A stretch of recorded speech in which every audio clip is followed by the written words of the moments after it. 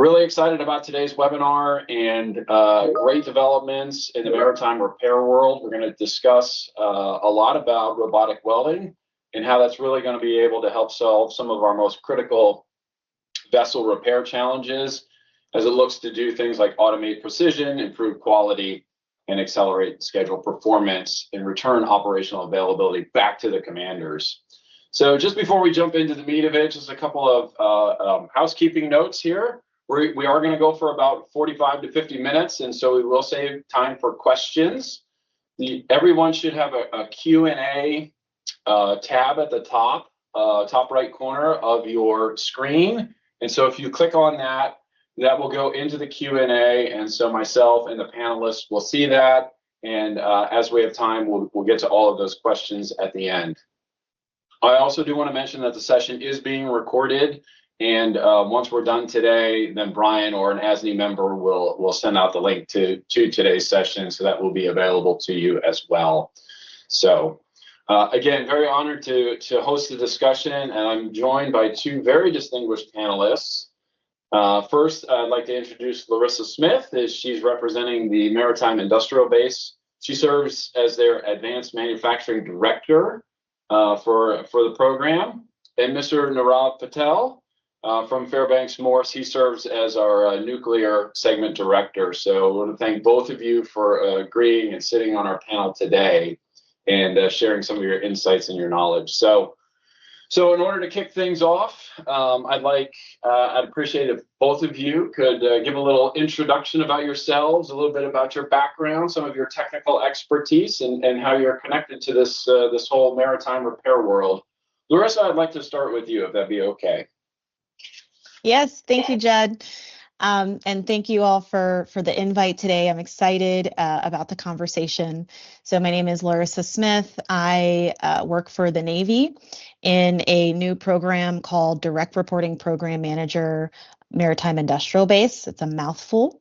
But, you know, my background is in shipbuilding. I started my career out of Virginia Tech, material science engineering. I started at Newport News Shipbuilding in the welding engineering department. So this is, you know, close to home, a topic that I love to talk about.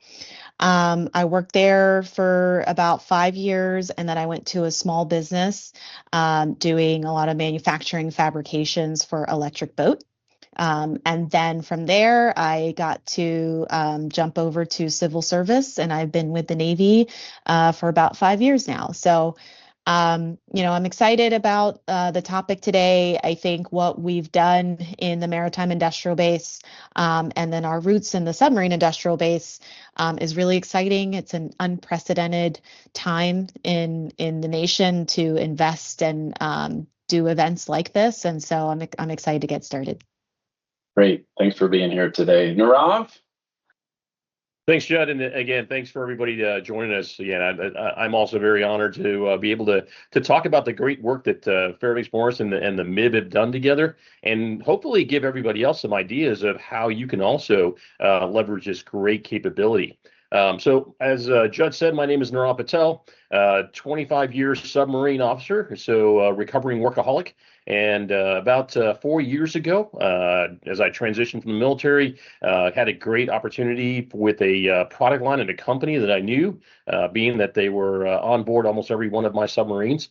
And I now am the strategic account director for the nuclear Navy and our technology portfolio. So basically, I get to go look at ways to answer the Navy's challenges and how do we keep sustainment going, and what can we do to improve. And so I was lucky enough to, as I'm learning about this whole side of the world, to meet Larissa. I think it was about 2 years ago now, as they started talking about what the SIB was doing and evolving into the MIB. And so we started talking about what sort of things can we work together on. And I think this program is a great success from that. Okay, great. Well, thank you both so much for that. So where I'd like to start today's discussion is just kind of grounding the audience a little bit, just kind of a 101 on this and talking specifically about what robotic welding is. So Nirav, I'm going to kind of kick you the first question here. So when we talk about robotic welding in the context of naval repair, Can you tell us a little bit, basically about what that means? Like, what does the system look like, and what was the problem you were trying to solve? Yeah, no, John, appreciate that. When you think about robots in general, I think Hollywood has populated our mind with lots of different opinions, everything from Wall-E all the way to Terminator 2, right? But what we find out is that the definition is really a much more simpler thing than that. A robot is simply a tool that can think about its environment and then execute tasks that we want it to go do. And so when we started looking at robotic welding, right, how can I take the same things that a human has to do, sometimes over 1,000 times repeated over and over again with the same amount of precision on the very first try as the 1,000th try, right? And so how can I take that repetitive task done in a dangerous environment and transfer that risk over to a machine that could do it over and over again? And that's essentially what we did. Is we looked at the form factor that could be one, execute the job we were looking for, hold a weld torch, do it repetitively along one of our diesel engine blocks, and then also the challenge of getting that down to the actual space. I know industry is using robotic welding in their shops and their factories, and that's a great environment. It's very open. I got big doors I can bring big machines into. But when you start talking about vessels, right? I mean, there are small openings that everybody has to go through. And so to be able to bring that kind of tooling into the space led us to sort of the form factor of using a cobot welder in our solution. Great. And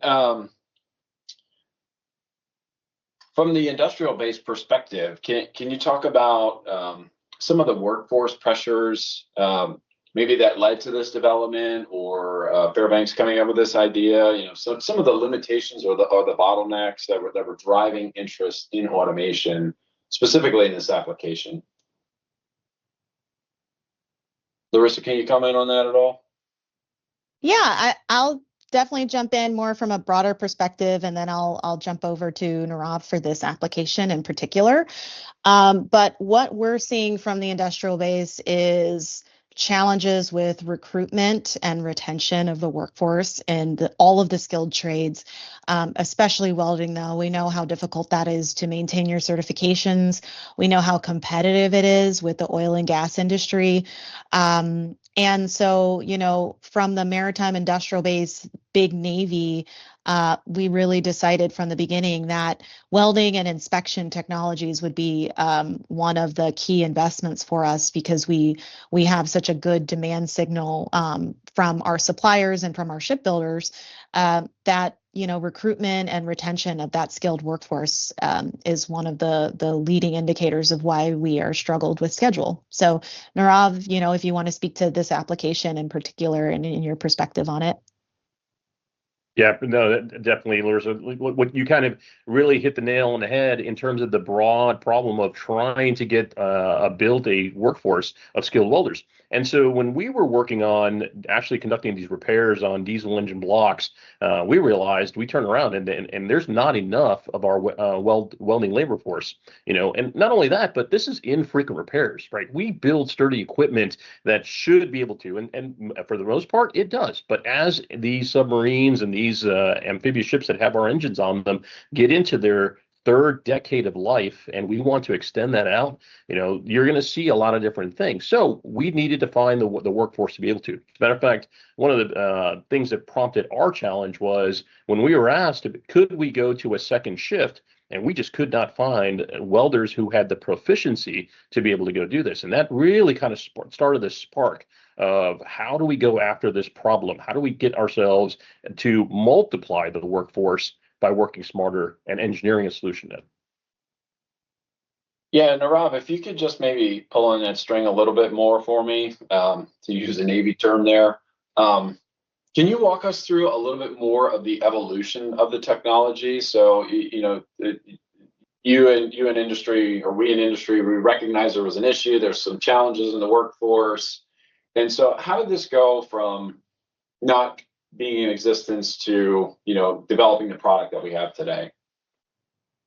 Yeah, it's a really interesting point in time that we're at today. I think when you look at the way the technology is starting to pace itself, and I think of two in specific. The first is the proliferation of cobots, collaborative robots, smaller Lego style pieces. We're not talking about what maybe Elon Musk is working on in order to tell you an Optimus humanoid robot, but really a simplified machine that can do those repetitive tasks, especially when they built the systems to be able to have software that you can program pretty easily, right?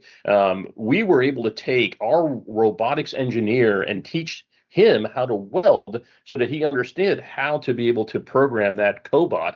And it was very fluid. It was very easy to be able to kind of show them and then turn around and show our welding workforce how the cobot works after it was programmed so that they could interact with it. So the ease of being able to use that technology, in the recent years has really kind of opened up the ability to make that possible.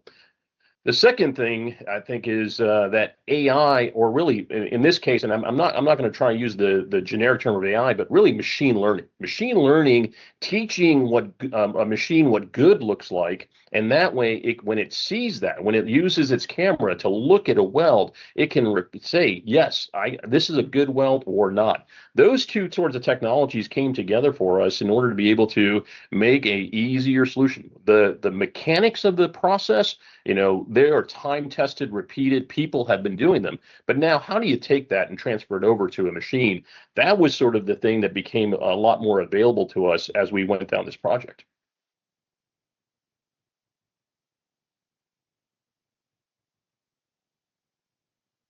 Chad, I think we still have you on mute. Thanks, Rob. Were there any other technological innovations or anything that Fairbanks had to look at or examine in order to make this even possible? Or were you able to just pull from other things that were happening in industry and just kind of assemble the parts and pieces and figure out how to make it all come together? A lot of what we did was really look at existing technology, right?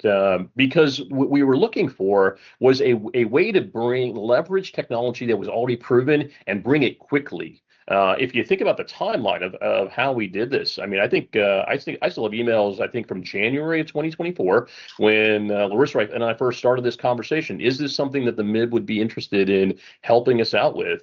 By July, we had a contract to go forward with this. And in July of this year, we were fielding our first robot. So we wanted to get out with a quick solution that could meet, I think, about 80% of the problem and be able to get that out there very quickly. Now, there are the next generation of technologies that we're going to look at, and we can talk about those a little bit later. But in terms of software that was used, in terms of the cobot itself that was used, these are things that are available out there in different applications, and you bring it together for usefulness in our application.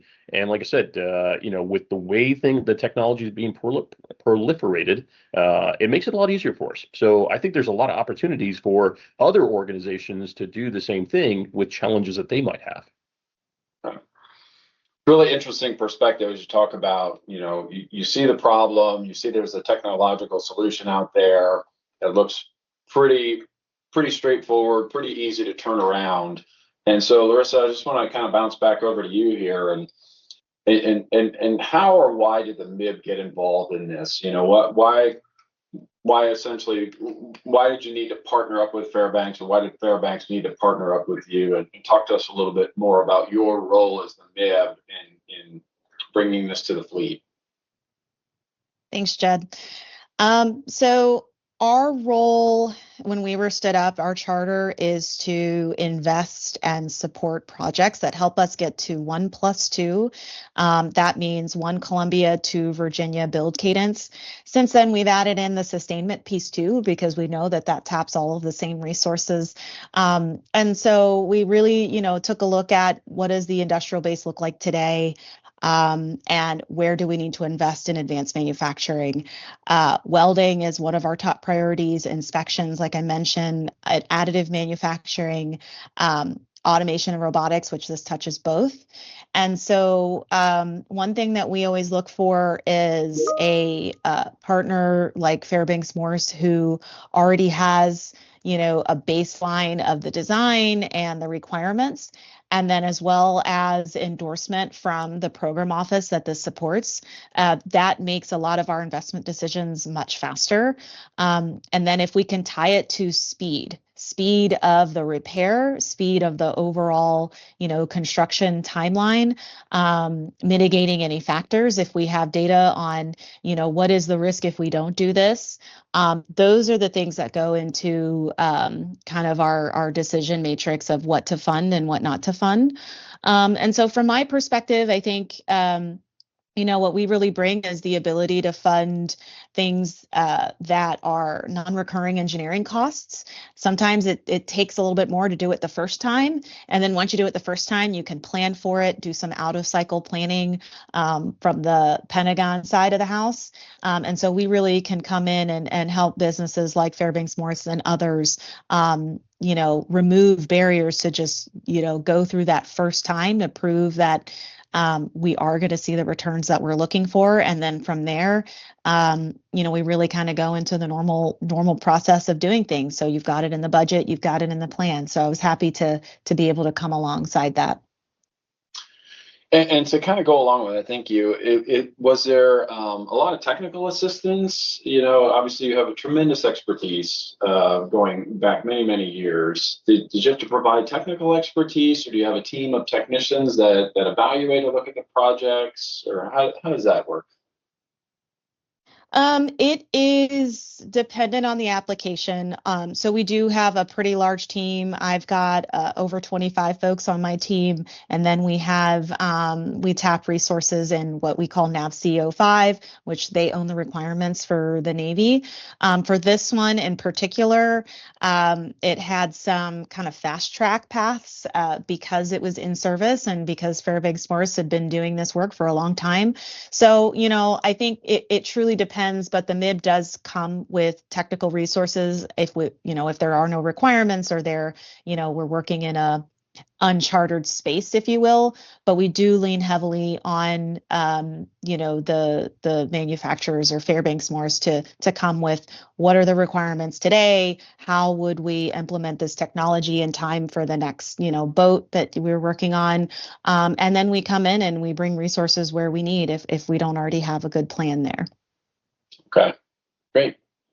And then Rob, jumping back over to you. So Fairbanks has quite a few engines in the fleet across many, many assets. So just if you could talk a little bit about maybe why we picked the SSBNs to start with, or how that came about and why we started with this asset in particular.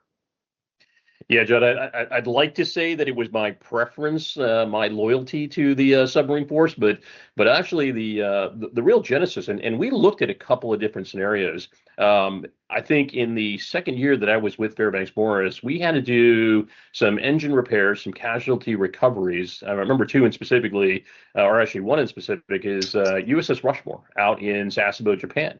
And again, this is before this project kicked off. We needed to send a team over to Japan, right? All their tooling needed to go there, needs to get through the customs controls, and we need to figure out what kind of things have to be brought. You can't always know that ahead of time. It was a very challenging environment. When you think about disassembling the engine, the conditions, the environmental conditions in the engine room, and we eventually figured out that we needed to do some welding. So again, we're holding up a amphib that is forward deployed, that needs to get out there and do her mission. And so, we saw a case study there. We also saw it in the submarine world, where we are currently helping to do service life extensions. And so the reason we lean more on the submarine side is because I kind of knew which ones we were going to be able to use as a test case. So we had a couple of opportunities lined up. We were ready. We kind of understood what the challenges of getting into the hull, but more so to the Navy's perspective. When you look at across the board, every bit of our Navy is used in doing the overall mission of protecting our sea lanes. But when you start looking at SSBNs, ballistic missile submarines, they really do kind of fall to the very top of our pecking order in terms of mission priority. And so when we talked about it takes 3 to 4 weeks to do these repairs, right? Squeezing that time down to a matter of a couple of days really became important. And as Larissa was talking about, you really want to be able to define how you're showing savings and time savings being the currency of the day was just very easy to prove to a fleet that is I would consider pretty small, in 14 submarines that have to go out and do their mission around the clock. So by being able to say we were able to cut from 3 weeks to potentially down to 5 days, showed a great ROI. And so we really wanted to show that immediate impact. Are you looking at using the technology on any of the other diesels?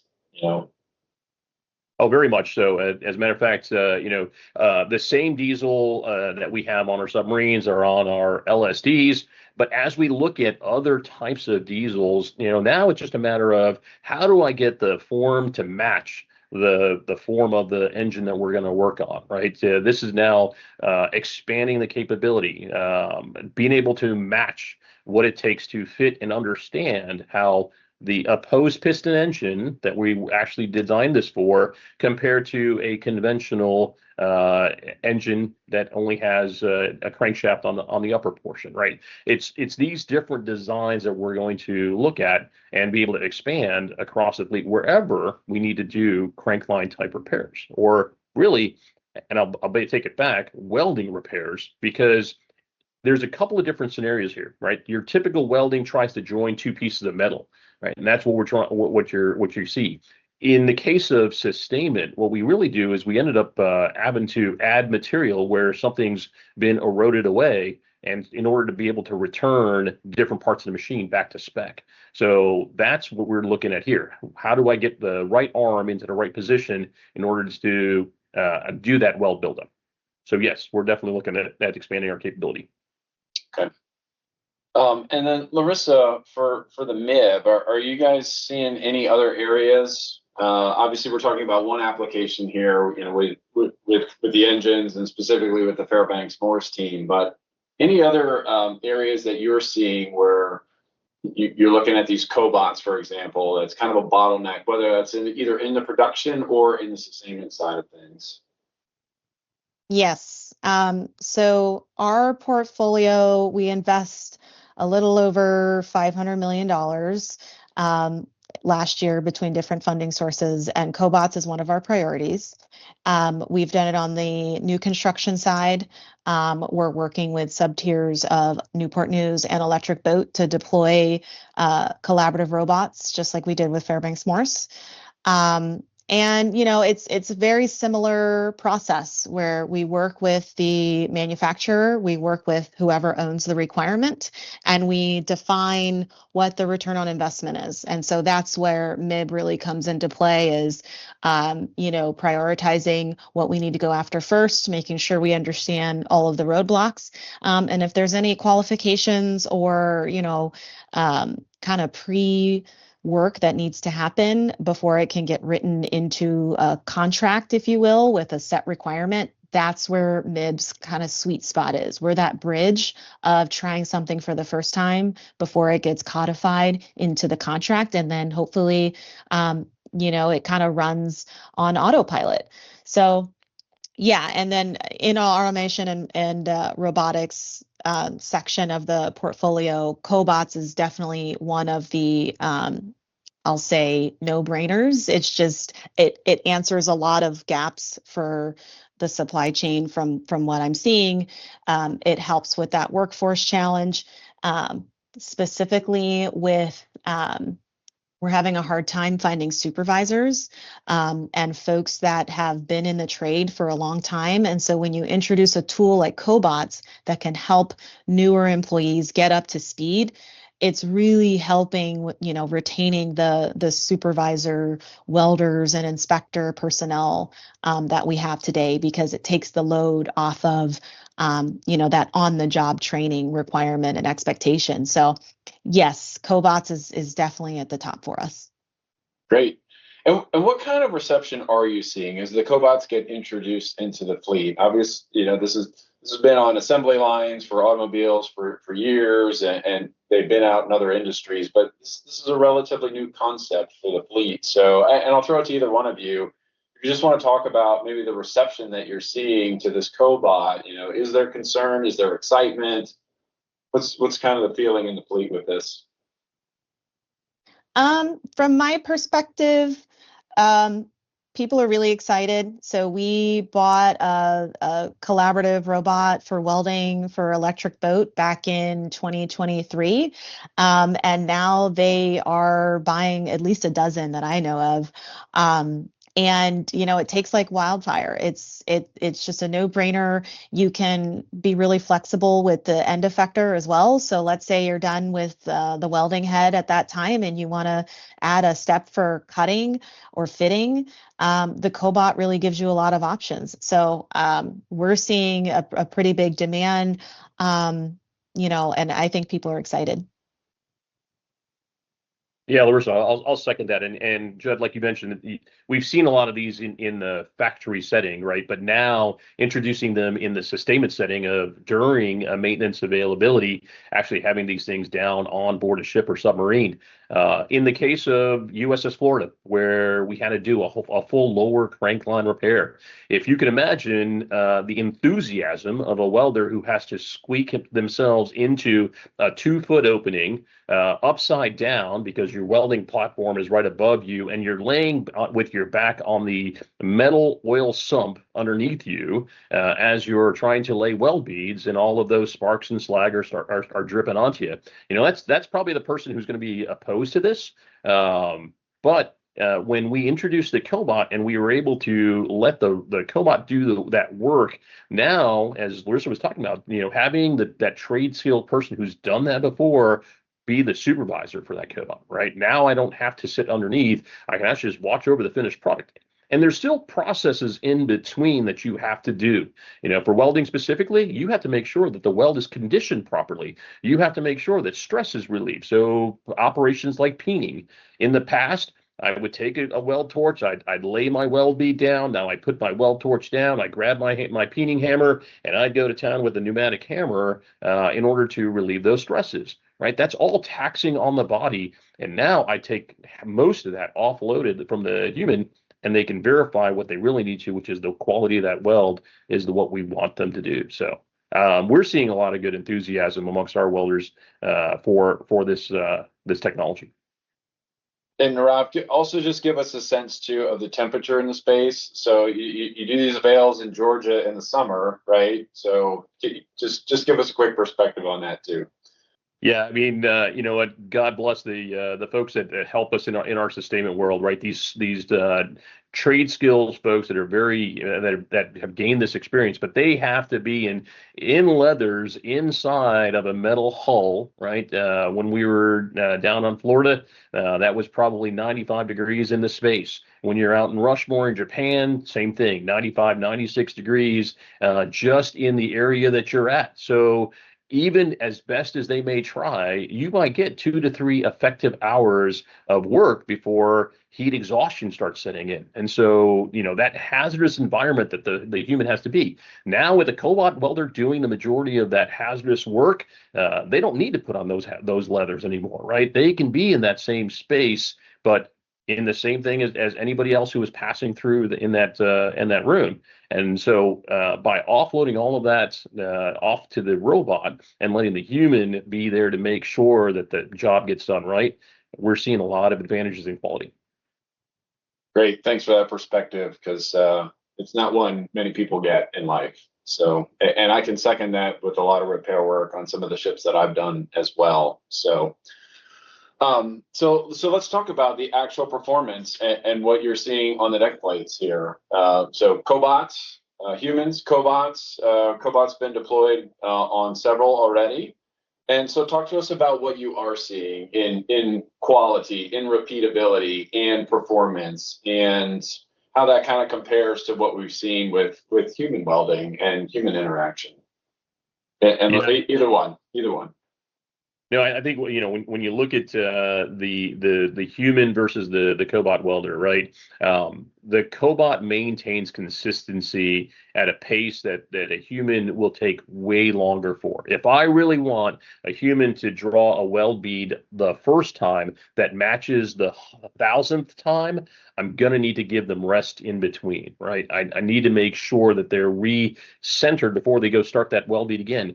With the cobot, there isn't that fatigue problem, right? So they can continue in that tight space, hazardous environment, high temperature area, and moving at a much faster pace and consistency. When you look at the weld beads that we've seen, and to give you an idea, we're talking about the saddle, basically the U shape where the bearings will sit in your engine block, and having to do each of those weld beads, right? It's about 15 seconds of doing a weld bead, but you have to repeat that over 1,000 times. And so being able to do that with the cobot, we get clean, consistent amount, which means that not only is the human benefiting, but that block, that metal that you're depositing on that block, that heat stress, the stresses that gets induced when you put too much heat in one spot, not enough in another, that almost goes away because you're consistently doing this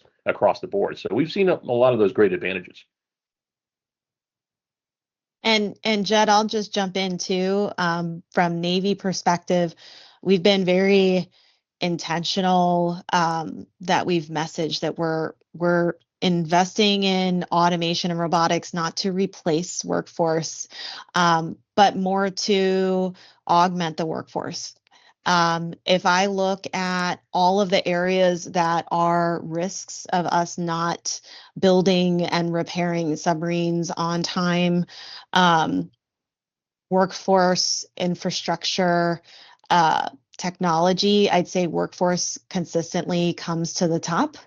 And so, we're really prioritizing use cases where we can pair the robot with a team, or we can look at, how are we buying down what we call time to talent. That's one of the metrics that we use on the workforce side and the technology space is how long does it take to train someone the traditional way? And how long does it take now that we've given them tools to, come on board faster, because you just do not have the same environment that there was 10, 15 years ago, where you've got, the welder there who knows how to do it with his eyes closed or her eyes closed. And, that workforce is not here anymore. And so we're usually prioritizing how can we show, or which companies like Fairbanks Morse can show how they're not just dropping the robot and forgetting it and thinking that it's going to work without that oversight and without that skill set, but what is the holistic plan? So I think that's one reason why we were able to do this so quickly with Fairbanks. Okay, great. And I like your point about we're not here to replace welders, right? We're here to help welders, and we're help to fill in some gaps that we have. And so, Nirav, if I can ask you, how does the cobot integrate with the current workforce? Like, what does that look like for a welder? That now I'm going to have my friend here. I'm going to have my cobot with me. So, like, what did Fairbanks have to do differently as far as training or QA or shift patterns, those sorts of things? There, how do we integrate that a little bit more? No, you're right. It has to be a harmonious. The cobot is a tool for the welder, right? It is a, again, it's a pre-programmed ability to go off and do. Now the problem is that the programmer can't think of the millions of different scenarios that they might encounter down on the waterfront. So in the very beginning, we needed to integrate welders into our designing capabilities. So we actually brought folks into the factory that were our field service reps to be able to look at what we were doing, understand how we were looking to assemble and actually execute the work with the cobot right next to the human welder, right? So we brought them in early on, make sure they understood. And then once we got it out to the field, we made sure that our robotics engineer was down there with our welder and the tool to make sure everything was executed the way we would expect it back in the factory. So you lay out the cobot welder next to the engine, it orients itself to where it needs to start, right? And it starts doing its process. The whole time, I have my welder there for two reasons. One, keep an eye on things, make sure that nothing goes awry.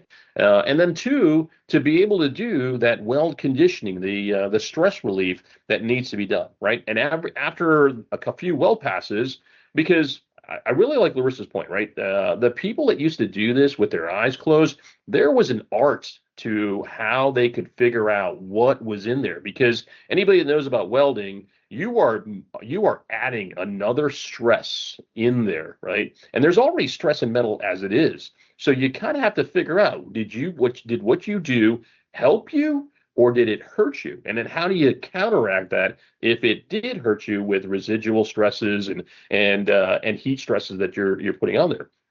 So now I really do let the welder who may have been physically tired be more recharged because they're actually watching over the welder instead of having to do this stuff. So I've added mental capacity to them, right? I'm using their expertise much better. And as a matter of fact, if you got a second, I'd love to show the audience a picture of what we're talking about in terms of there's not a reason to replace our workforce because what they're doing is very good. But when you have to do it multiple times repetitively, it becomes something that we want to help the workforce with. And so I'm going to show a quick picture. This right here is two saddle repairs that we did, right? And we did them both in the factory. We did it with a human welder. So in an air conditioned environment here on the left side, our human welder goes through and does their passes. And then right next to it is the robotic welder, right? So you can see this looks really nice and clean. But then what you see is consistency here on this side. Well, the consistency is only based upon the input that we got from our human welders on how to do this process. So if we, taught the robot the wrong way, it would have repeated that the whole time. So I really do need that expertise and that skill. And that's great. That's a great picture, and thanks for sharing that, Larissa. What are you seeing across the broader Navy with this initiative and some of the work that the MIB has done? Can you give us some perspective on that? Yeah, I think that now that we've shown that this is, I won't say easy, but it's not sci-fi. We can do this. We're seeing a lot more program offices and shipyards come to the table and really put that narrative together of, hey, this is my schedule impact. These are my bottlenecks, and this is the opportunity. And we're leapfrogging off of the learning that we've done with Fairbanks Morse to help the next project go faster. So I think that's what's so exciting about this too, is that you don't have to start all over from scratch. Yes, you have to qualify for your particular use case, but that's not new in welding engineering or any type of quality-based manufacturing process. But how we qualify, kind of the ins and outs, the tricks of that consistency that Nirav showed, like we can provide that being a central office for the Navy. We're able to kind of break down those silos. That's so common in the Navy, in the government, and help people come through that qualification process faster instead of, looking for something new. Yeah, and I love that, especially with the administration's focus on shipbuilding, American dominance in shipbuilding, and as you mentioned, you're able to break down those silos. You're able to take the inputs from the Fairbanks Morse, from our other industry partners, and kind of bundle that together, help to break down those silos, so we're able to reestablish that American dominance, as the administration talks about. So that's great. We have about 10 minutes left. I don't have any questions in the Q&A. So again, if anybody does have any questions, please go ahead and throw those in the Q&A, and we'll get to those towards the end. But in the last few minutes here that we have, so anytime there is a new technology or a new thing out there, there's always risks, there's concerns, and there's some barriers to adoption. So, Nirav, I'll go ahead and start with you, and I'd like you to just share your perspective on challenges, barriers, risks, that you've seen or that Fairbanks had to take as it tried to use this new technology. Yeah, I can't, there are so many that fall into that category. And again, having a partner like the MIB was very beneficial. Let's start with qualifying your procedures, right? The minute we start talking about doing repairs down on a submarine, it's almost like you will get approval from 9 people, but then all of a sudden a 10th will pop out of the woodworks and say, wait a minute, you need my permission to be able to go do this, right? And when you look at the requirements, you realize there's not actually a requirement to go do that. So one of the first challenges that we faced was whether or not we needed, whose approval did we need for this process, right? Under a human welder, we were using OEM certified because we are warranting the repairs on our block. The minute we started talking about using robotic welding, the question at every level became, well, when are you going to submit your PQRs and WPSs so that the Navy can approve them, right? And anybody that's dealt with weld engineering understands that is a very long timeline process. So it was a huge concern for us that we were going to lose the speed of relevance because of a requirement that really wasn't a requirement.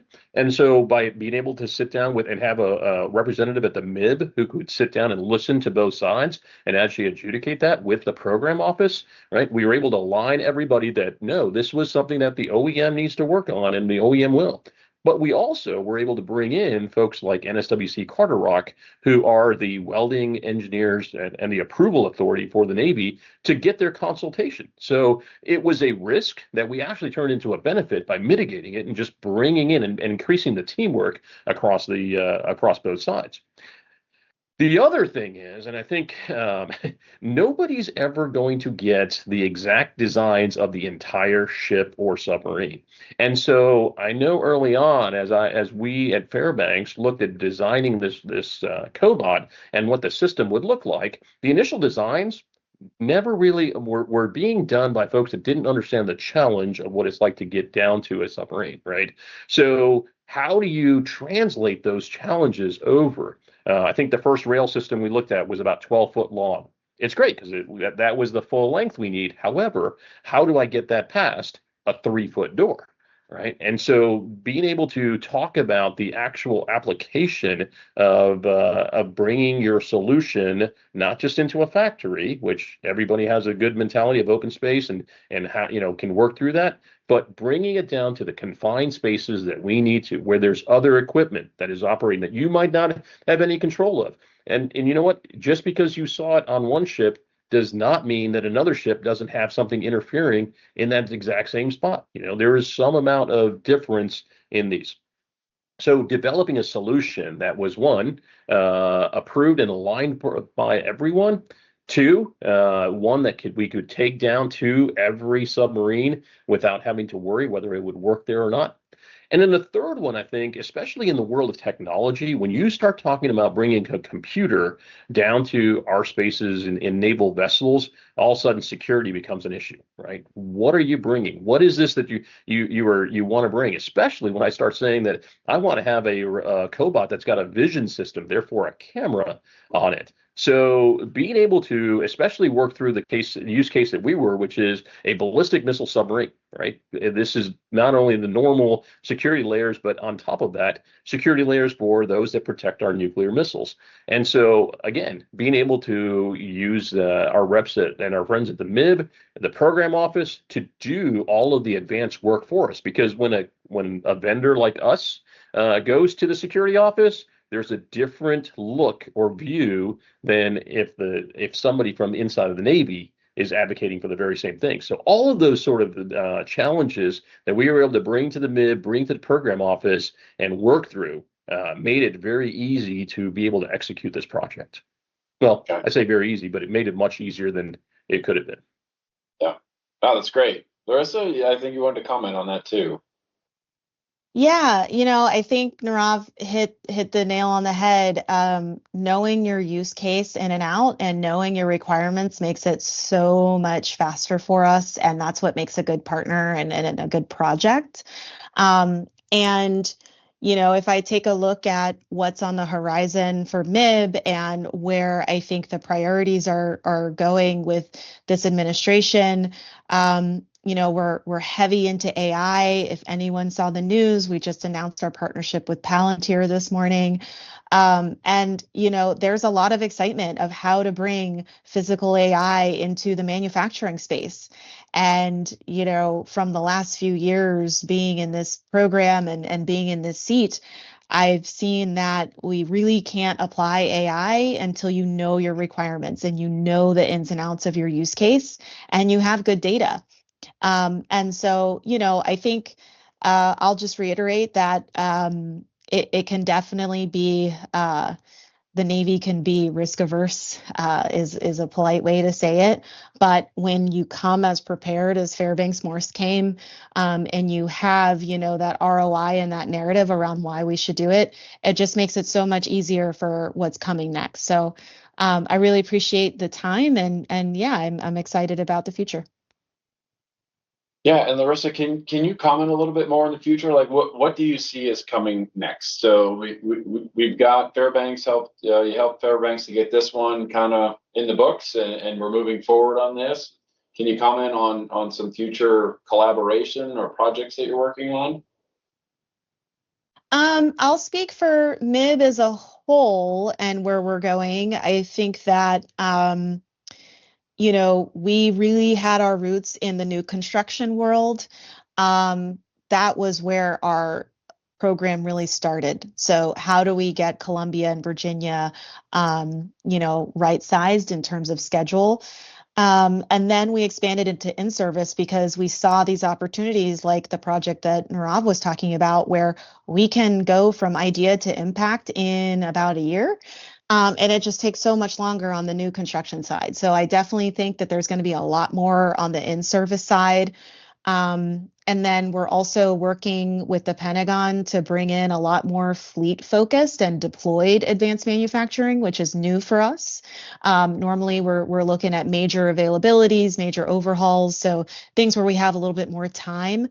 But we're taking on a lot more in the portfolio of deploying equipment onto ships, deploying new capabilities at RMCs and at those forward-looking locations in Guam and Hawaii. So, I think for the future for us, it looks like more of a fleet-focused look. It's going to be a big part of our portfolio. And then I think, there's a lot in AI. And I think we've done a pretty decent job of mapping out how you really can't jump to AI until you have good data. So I think we'll see a lot more investments in cleaning up the data, connecting our data, having shared access between the Navy and our sub-tier suppliers. And so, yeah, I think there's going to be a lot more in data cleanup and visibility and transparency so that we can apply those AI tools. Okay, great. No questions in Q&A. So again, if you do have one, just go ahead and throw it in there. We have a couple of minutes left with the panelists. But Larissa, I'll ask you a couple more follow-on questions here. Jessica, I think you have a question. Yeah, Yes, sir. This is Evan. So There the are questions have questions. come in, but it might be because I'm the organizer, so they did come in. Okay, I So I definitely have three cannot see questions. them. So go ahead, Evan. So the first one is Dan Laurie says, what is the time frame for qualifying the weld, or is the robot qualified for processes? Yes, Dan, if I understand. So we actually got some pretty good advice from NSWC Carter Rock on this. Once you qualify the process, whether it's mechanized or human, the process itself is good to go, right? As a matter of fact, when you transition to a mechanized form, then all that's required are your level 2 verification. So NDT capability only. And so if you're then have to get, let's say, NAVSE 287 approval, then that would be just getting that through that level 2 qualification through NSWC. So, like I said, because we were working with OEM certifications, and our chief engineer was the one that had to bless these off a little bit faster. But I will tell you that when NSWC knows that there is a need behind it, we were kind of able to jump the line in terms of our reviews as well.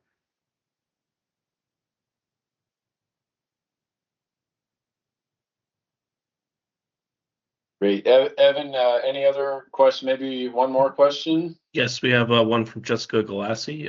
How did the qualification process work, and did the weld repair need a DFS? How did the risk get mitigated in the sub-safe environment?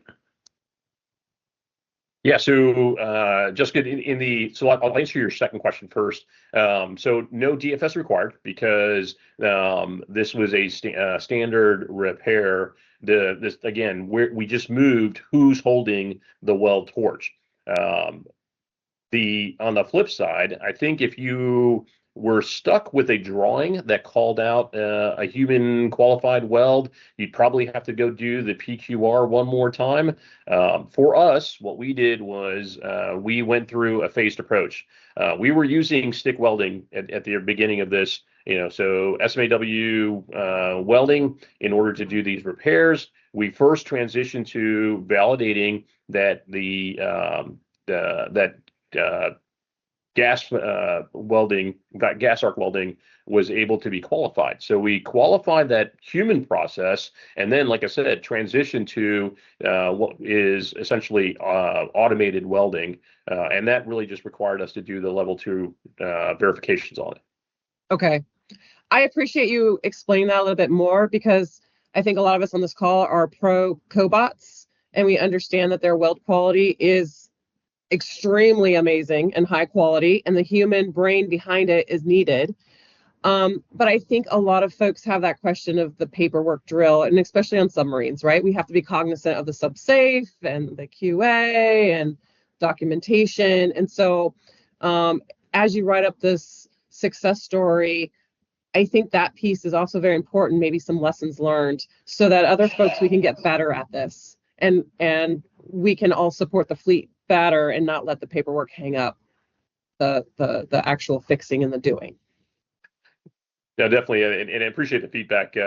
Definitely, Rev 1 to the manual was acknowledging cobots was a great step forward. It is. So I'm on the Shipbuilding Cobot Alliance, who's trying to help get other cobots also for ship repair, right, for Navy repair. So yeah, any feedback and lessons learned that would help the community would be great. Awesome. Nora, I believe in our last couple of minutes, you have a quick video. Maybe do you have that queued up? Yeah, definitely. Just again, we've been talking sort of nebulously, so I thought maybe it'd be good for everybody to see exactly what we developed. So this is actually on board USS Florida. Our engine block has been lifted so that this would be normally the span of 2 feet that somebody would have to crawl underneath in order to get the welding done. I'm going to go ahead and start. So a track system cobot with a programmable weld package set up so that it can orient itself in the space. And unfortunately, nobody was brave enough behind the camera to go underneath. But you can see the robot set itself up because it understands the geometry that it's working in. So it was programmed to go reach out to the closest saddle, and you'll see sort of the weld torch go off here in a second. But as you can see, a lot of things to think about, and this is what we're able to do with cobots today. That's great. It's really neat. Super innovative. And Rob, thanks for sharing all that with us. And then Larissa, I think I'll give you the last word here on other industry partners that may be on the phone call here. What's the best way for them to partner up with y'all at the MIB and keep bringing technological solutions and innovative ideas to the fleet, whether that's new construction, repair, to get our ships operational? Thank you, Jed. So we have a inbox that goes to all of the leadership team on MIB. So if there's a way to get that out to all of the attendees, we'd be happy to share. And so reaching out to the inbox is the first step. Then we would have a conversation. We'd put a proposal together if that's the direction we want to go. And so I'd say it really starts with a conversation. We don't have a stuffy process, which is good and bad, but in my experience, I think it's mostly good because they're not getting, things aren't really filtered. We try to be as available as we can. And so, yeah, I think that's the very next step. Okay, well, great. Well, I want to thank both of you for your time and sharing your expertise with us, and just sharing this very innovative idea, really helping out the fleet there. So, Brian, I think I'm going to turn it back over to you for closing comments from ASNE. Thank you, guys. Thank you all for the extremely detailed and thorough review and deep dive, really, into this extremely interesting topic. And it is certainly the future, and especially with all of the pressures on time and budgets, this helps explain a lot of where the Navy is going. So thank you very much. Thank you all and especially to our friends at Fairbanks Morris for being our partner and for participating, and everyone else who asked questions and participated as well today.